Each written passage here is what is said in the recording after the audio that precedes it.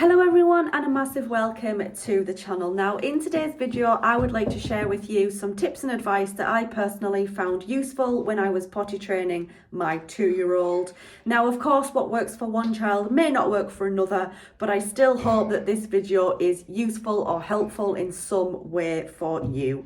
So anyways, with that being said, let's just get straight into it. My first tip or piece of advice would be that not all children need to use a potty. Some children will go straight from being in nappies to going on the toilet, absolutely no problem whatsoever. So what I guess I'm trying to say here is maybe before you even purchase a potty for your child, it might be worth just sitting them on the toilet once they start showing the signs that, they're interested in the toilet and potty training and things like that. Just sit them on the toilet and just see how they react. It might be that they don't need a potty and they're quite chilled on the toilet. It could be like what was the case with my 2-year-old. You sat her on the toilet and she was scared of the toilet.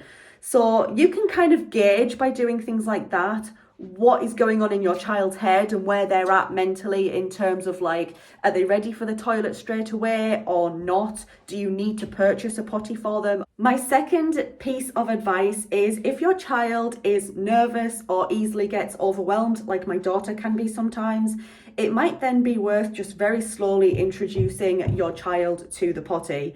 So basically what I had to do in the end with my daughter is we purchased the potty and we just placed it in the room in the house that she spends most of her time in, which is usually the front room, the living room, which is just through there, which is why I'm pointing over there. And we've just placed it in there, and for literally a couple of days it was just in the room, and we explained to her what it was, but we didn't pressure her to use it in any way. It was just, here's a potty, here's what it's used for, give you a couple of days to get used to it. And then after those couple of days and she was used to seeing the potty, we then started introducing her to sitting on the potty. And so then it just sort of progressed naturally from there. Tip number 3 is if your child has a favorite toy or something that they just really play with more than anything else, it might be worth introducing them to potty training as well.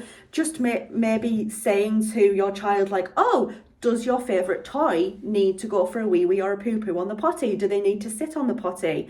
And then get them to place that toy on the potty. For a lot of kids, seeing their favourite toy use the potty maybe will encourage them to use it more themselves.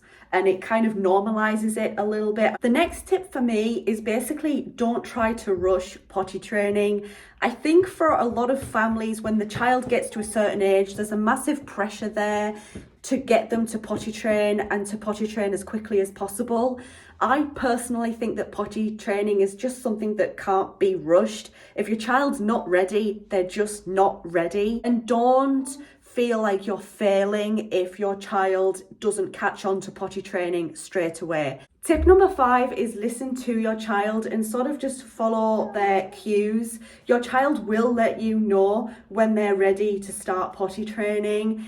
For me, my daughter Ellie let me know she was ready by really taking an interest in the toilet. She was starting to really show an interest, and that's when I then started the potty training. If your child isn't showing any signs of interest in the toilet or the potty or anything like that, then they're probably not ready to start the training yet. So really my best thing would be to only start potty training when your child gives you those signs that they themselves are ready. Tip number 6, I think it is now, if I remember rightly, I would definitely suggest investing in a portable carry potty for your child to use when they're out and about for the day or they're traveling in the car somewhere. Really, I would just keep it in the car. It's just you have something there. You minimize the risk of them having any accidents. My next 2 tips, these are pretty quick tips, but I find that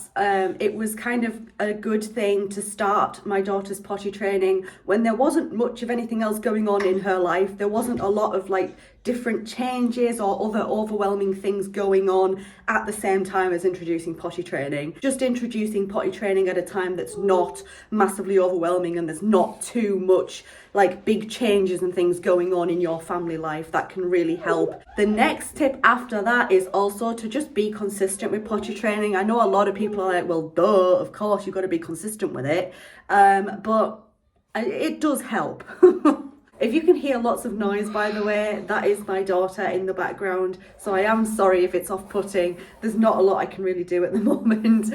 But basically, anyway, tip number 9 is that I personally found it easier to potty train my daughter Ellie in the hotter summer months of the year. And that's basically because if Ellie had any accidents and any clothes needed washing, basically those clothes, after being washed, would get dry a lot quicker than what they would in the winter months. And also it was better in the summer months because Ellie would be warm enough to run around the house without a nappy on, so it kind of got her into using the potty a lot easier because the weather was warmer and she could just go around nappyless basically. Tip number 10, the final tip on this list, is to really make a big deal out of your child using the potty correctly. So when they sit and they do a wee or a poo on the potty, they use the potty successfully in the correct way, then basically just really praise them for it, really act like it's this really massive deal, and then that then gets it into their head that using a potty is a good thing to do basically.